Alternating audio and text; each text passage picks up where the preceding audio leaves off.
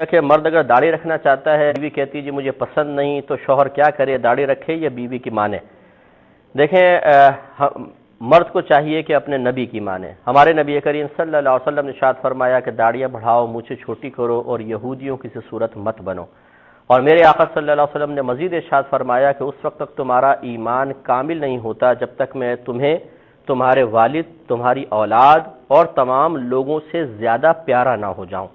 تو تمام لوگوں میں بیوی بھی ہے، تو نبی کریم صلی اللہ علیہ وسلم کو تمام لوگوں سے زیادہ پیارا رکھنے کی علامت اور ظاہری دلیل ہی یہ ہے کہ اگر ایک طرف نبی کریم کا حکم ہو اور دوسری طرف کسی مخلوق کا حکم ہو، اگر کوئی شخص نبی کے حکم کو دوسرے کے حکم پر فوقیت دے دے، نبی کی پسند کو دوسرے کی پسند پر فوقیت دے، نبی کی ناپسندیدگی کو دوسرے کی ناپسندیدگی پر فوقیت دے، تو سمجھ جائیے کہ آپ کا ایمان بھی کامل ہے اور آپ کے دل میں نبی کریم کی محبت سب سے زیادہ ہے۔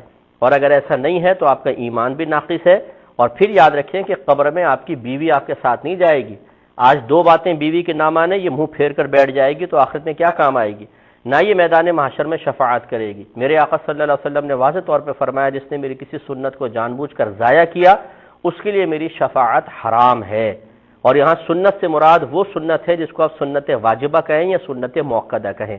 یہ کھانے پینے سونے جاگنے کی سنت مراد نہیں ہے، یہ سنت مؤکدہ کے بارے میں یا سنن واجبہ کے بارے میں کلام ہے، اور داڑھی سنت واجبہ ہے۔ لہٰذا ہمارا مشورہ یہ ہوگا کہ آپ بیوی کو بالکل نظر انداز بھی نہ کریں، اسے پیار سے محبت سے سمجھائیں کہ اگر یہ نہ سوچو کہ میں داڑھی رکھ لوں گا تو لوگ کہیں گے ملا کی بیوی ملا کی بیوی۔ ہمارے تمام جتنے بھی کم و بیش 1,24,000 انبیاء علیہ السلام گزرے سب داڑھی والے تھے، کم و بیش 1,24,000 ہی صحابہ کرام گزرے ہیں، سب داڑھی والے تھے۔ جتنے 1500 سال میں علماء فقہا گزرے سب داڑھی والے تھے، جتنے اللہ کے ولی گزرے ہیں سب داڑھی والے تھے۔ لہٰذا داڑھی رکھنا یہ تمام نفوس قدسیہ کی اتباع ہے۔ لہٰذا اگر تم میرا کہنا مان لو گی ہم جنت میں ساتھ رہیں گے، ورنہ تم تو جاؤ گی جہنم میں، اور یہ جو زن مرید ہے یہ بھی تمہارے پیچھے جنت میں پہنچ رہا ہوگا۔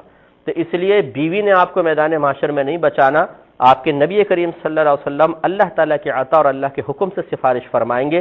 اس لیے سرکار سے اپنا دامن مضبوط بنا کر رکھیں، آپ ان کا دامن تھام کر رکھیں اور ان سے اپنا تعلق مضبوط بنائیں، نہ کہ ایسی بیوی سے کہ جو آپ کو گناہ کبیرہ کی طرف مائل کر رہی ہو۔ تو کوئی بہن بھی برا نہ مانے کہ یہ ہمارے شوہروں کو کیا کر دیا، مفتی صاحب کیا کر رہے ہیں۔ تو میری پیاری بہنوں، آپ سے بھی میری گزارش ہے، یہ نہ سوچئے کہ جی داڑھی والا شوہر ملے گا تو پتہ نہیں کیا ہوگا، انشاءاللہ آپ کو جنت میں اعلیٰ مقام ملے گا۔ اگر آپ نہیں سوچیں گی، یہاں تو آپ نے شوہر کو پپو بنا لیا، وہ چمکتا ہوا نظر آیا، آپ کو ہیرو نظر آ گیا، لیکن جب یہ ہیرو وہاں جا کے زیرو بنے گا اس وقت آپ کو احساس ہوگا کہ یہ ہم نے غلط کیا تھا، اور پھر آپ کے لیے پچھتانا کوئی نفع بخش نہیں ہوگا۔